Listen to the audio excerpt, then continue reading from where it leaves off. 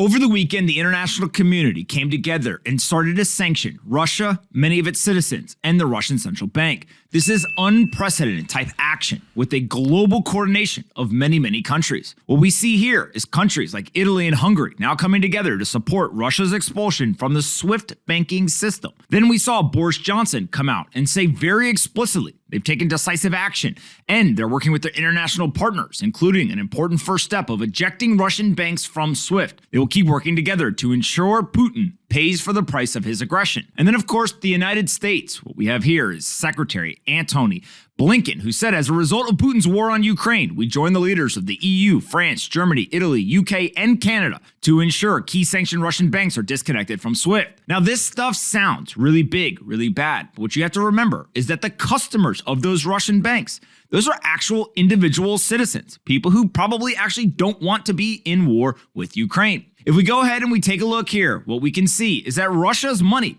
is not sitting in the United States for the most part. Only 8.5% or so of their foreign exchange reserves sits within the US or US banking. Now, China's got 17.7% that's still accessible to Russia. There are no sanctions that can touch that Chinese-held money. But places like France, Japan, Germany, US, the UK, and others all sanctioning the Russian assets, not allowing them to leave their country borders. And so what is the impact of this on the Russian ruble, the currency of Russia? Well, of course, it is down. It is down significantly, and we're seeing it continuing to trade down today.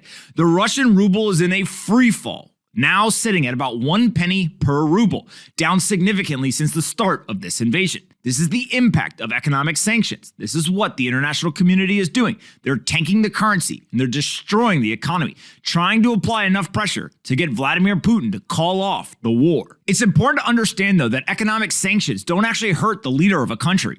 Instead, the goal of the sanctions is to inflict maximum pain on the everyday citizen, with the hopes that they'll get so fed up, that they'll be in so much pain, they'll rise up and they'll either force their leaders to make different decisions or they'll actually remove those leaders from their leadership position. Well, here we see that people in Russia literally saying, my hotel asked me to settle the bill early because they're not sure if credit cards are going to work once the sanctions kick in. And then we've got this photo of people lined up for hours standing outside of ATMs, trying to get a sliver of their wealth back so that if they want to leave Russia or if they simply want to buy goods and services, they aren't going to bear the brunt of such economic sanctions. Ultimately, sanctions are financial censorship, and whether you agree with them or you disagree with them, it is very clear that the international community is going to continue to pursue these types of activities whenever somebody steps out of line or does something that they disagree with. And so ultimately, what the world is watching